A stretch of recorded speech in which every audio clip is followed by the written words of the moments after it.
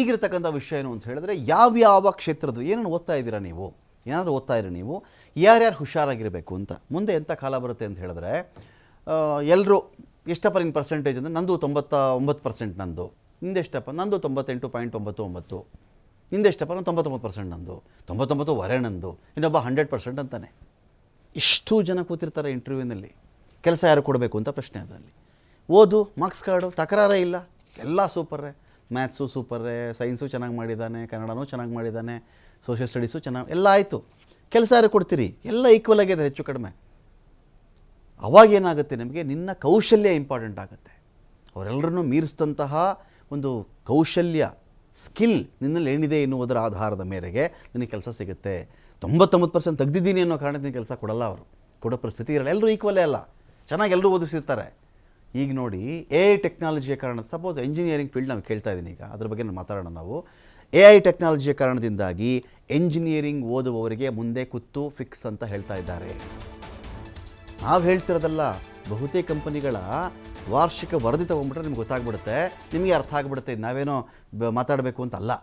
ನೋಡಿ, ಬಹುತೇಕ ಕಂಪನಿಗಳಲ್ಲಿ ಎಂಜಿನಿಯರಿಂಗ್ ವಿದ್ಯಾರ್ಥಿಗಳನ್ನು ನಿರ್ಲಕ್ಷಿಸ್ತಾ ಇದ್ದಾರೆ. ನಮಗೇನು ಅವ್ರು ಬೇಡ ಅಂತ ಹೇಳ್ತಾ ಇದ್ದಾರೆ.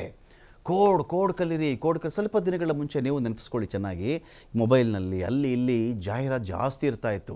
ನಿಮ್ಮ ಮಕ್ಕಳು 4ನೇ ಕ್ಲಾಸಾ, 5ನೇ ಕ್ಲಾಸ್ ಓದ್ತಿದ್ದಾರಾ, 6th ಸ್ಟ್ಯಾಂಡರ್ಡಾ, ಕೋಡಿಂಗ್ ಹಾಕ್ಬಿಡಿ ಅವ್ರನ್ನ, ಮುಂದೆ ಕೋಡಿಂಗ್ ಬರುತ್ತೆ, ಅದು ಬರುತ್ತೆ, ಇದು ಬರುತ್ತೆ, ಅಷ್ಟು ಕೆಲಸ ಸಿಕ್ಬಿಡುತ್ತೆ, ಅಲ್ಲಿ ವಿದೇಶದಲ್ಲಿ ಕೆಲಸ ಸಿಕ್ಬಿಡುತ್ತೆ, ಈಗಲೇ ತಯಾರು ಮಾಡಿಬಿಡಿ, ಇದೆಲ್ಲ ಮಾತಾಡ್ತಾ ಇದ್ದಾರಲ್ಲ. ಇಲ್ಲೇನಾಗ್ತಿದೆ, ಕೋಡಿಂಗ್ನೇ ನಿರ್ಲಕ್ಷ್ಯ ಮಾಡಲಾಗ್ತಾ ಇದೆ. ಹೇಗೆ ಕೋಡ್ ಎಂಜಿನಿಯರ್ಗಳಿಗೆ ಎಲ್ಲೂ ಕೂಡ ಅವಕಾಶ ಸಿಗೋದು ಅಷ್ಟಕ್ಕಷ್ಟೇ ಅಂತ ಹೇಳ್ತಾ ಇದ್ದಾರೆ. ಸೇಲ್ಸ್ ಆ್ಯಂಡ್ ಫೋರ್ಸ್ ಎನ್ನುವ ಒಂದು ಕಂಪನಿ, ನಾನು ಯಾರನ್ನೂ ನೇಮಕನೇ ಮಾಡ್ಕೊಂಡಿಲ್ಲ ರೀ ಅಂತ ಕಂಪ್ನಿ ಹೇಳ್ತಾ ಇದೆ. ಇಲ್ಲಿ ಮೆಟಾ ಕಂಪನಿ 5% ಎಂಜಿನಿಯರ್ಗಳನ್ನು ಹೊರಗಡೆ ಹಾಕ್ತು. ನನಗೆ ನಿಮ್ಮ ಸೇವೆ ಅವಶ್ಯಕತೆ ಇಲ್ಲ, ಇಷ್ಟವರೆಗೂ ನೀವು ಸೇವೆ ಮಾಡಿದ್ದಕ್ಕೆ ಥ್ಯಾಂಕ್ಸ್, ಹೋಗಿ ಬನ್ನಿ ಅಂತ ಕಳಿಸ್ತು. ಯಾರು? ಮೆಟಾ. ಎಂಜಿನಿಯರ್ಗಳನ್ನು ಆಚೆ ಕಳಿಸ್ಬಿಡ್ತದು. ಮೈಕ್ರೋಸಾಫ್ಟ್ 1% ಸಿಬ್ಬಂದಿಯನ್ನು ತೆಗೆದಿರುವುದರಿಂದ ಮುಂದೆ ಇದೊಂದು ಮೊದಲ ಹೆಜ್ಜೆ ಅಂತ ಹೇಳಲಾಗ್ತಾ ಇದೆ. ಮುಂದೆ ಇನ್ನೂ ದೊಡ್ಡ ಹೆಜ್ಜೆಗಳು ಬಾಕಿ ಇದೆ ಅಂತ.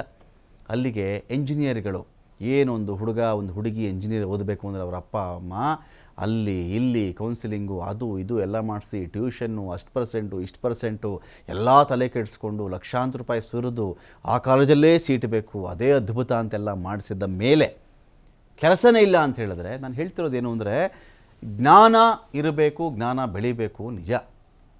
ಆದರೆ ಜ್ಞಾನಕ್ಕೆ ಒಂದು ಆದ್ಯತೆಯೂ ಬೇಕಾಗುತ್ತೆ, ಜ್ಞಾನಕ್ಕೆ ಅದಕ್ಕೊಂದು ವೃತ್ತಿನೂ ಬೇಕಾಗುತ್ತೆ.